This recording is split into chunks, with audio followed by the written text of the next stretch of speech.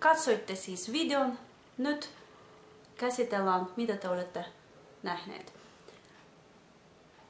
Eka mitä oli sanottu, prokuratuurie privet. Prokuratuurie privet. Mitä se tarkoittaa?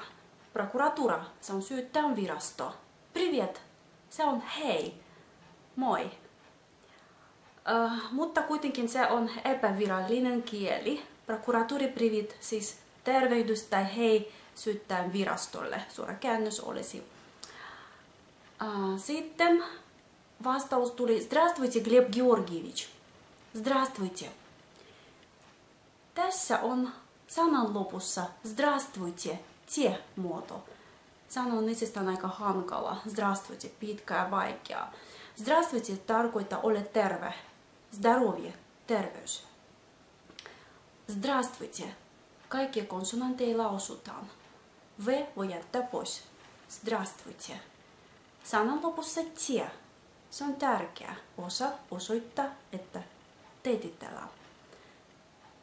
Gleb Georgievich. Kun tervehditään venäjän kielessä, käytetään aika paljon nimeä. Gleb, irisnimi, Georgievich, isän nimi. Gleb Georgievich. Osoitte kunnioitusta. Eli Здравствуйте, teitittelymuoto sekä Gleb Georgievich, nimi ja isän nimi. Okei, Gleb Georgievich vastaa: Здрасте, здрасте, Paul Vladimirovich. Tässäkin käytetään tie juttu, eli tie loppuosa. Здрасте, sana on paljon lyhyempi kuin Здравствуйте.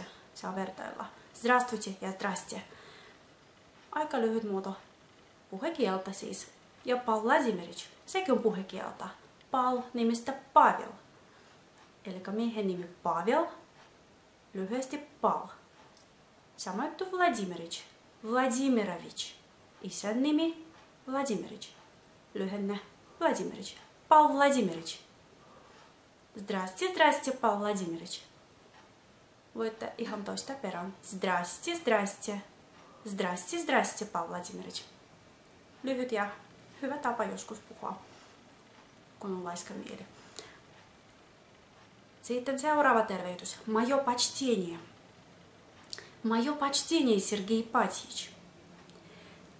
Se on aika mielenkiintoinen tervehdys. Почтение tarkoittaa kunnioitus. Моё, minun. Моё почтение. Aika vanha tapa tervehtiä, mutta kyllä saa käyttää hyvin virallinen kieli ja ihana tapa tervehtiä. Моё почтение, Sergei Ipatьевич. Sergei se on miesten nimi, ihan virallinen nimi Sergei Ipatьевич. Isän nimi. Sergei Ipatьевич vastaa: Здорово, Жиглов. Здорово. Se muistuttaa здравствуйте tai здрасте sanaa, mutta se on vähän toinen. Здорово, se on puhekieltä. Здорово sekin tarkoittaa ole terve. Жиглов, vain yksi nimi tästä löytyy ja se on sukunimi. Eli tässä on aika epäsymmetristä, eli tervehdyksestä. Здорово, ole terve, Жиглов, siis alaiselle voi sanoa näin. Ja моё почтение, hyvin kunnollinen tapa tervehtiä. Esimiehelle varmasti on sanottu Здорово. Seuraavaksi tulee ну что ж, приступим. Приступим tarkoittaa aloitetaan. Ну что ж, siis niin aloitetaan. Приступим. Ja vastaus: Да, пора. Да, kyllä, para on aikaa. Kyllä aloitetaan, jo aika on tullut. Тогда начинайте. Начинайте. Aloitetaan. Тогда. Silloin. Eli tässä se tarkoittaa. Tässä se tarkoittaa, siis aloitetaan. Ja viimeinen fraasi, joka jäi. Так, так, Sharapov, записывай. Eli no, niin, siis tak se on niinku täytesana, ei tarkoita periaatteessa mitään. Eli no niin tai ok tai siis joskus tarkoittaa ihan eri juttu. Että tak, eli siis Sharapov, sukunimeä, tässä saa записывай, kirjoita ylös. Tässä taas käytetään Sharapov, yhden nimen, eli tässä tapauksessa se on sukunimi.